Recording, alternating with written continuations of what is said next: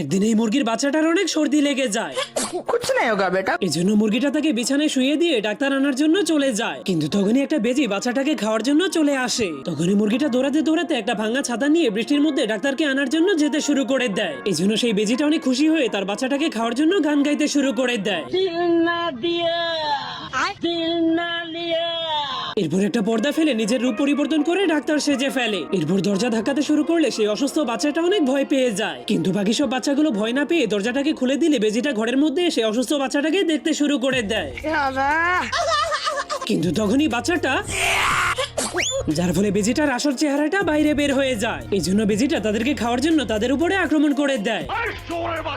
এই জন্য তখনই একটা বাচ্চা বেজিটার সঙ্গে যুদ্ধ করার জন্য যুদ্ধের বাঁশি বাজিয়ে দেয়। এরপর সবগুলো বাচ্চা এক এক করে বোতলের ঢাকনা দিয়ে নিজেদের উপরে হেমলেট লাগাতে শুরু করে দেয়। हेमलेट কিন্তু এই বাচ্চাটার হেমলেটটা অনেক ছোট হয়ে গিয়েছিল। बिना हेमलेट के जाते ना बिंदास नहीं। এই জন্য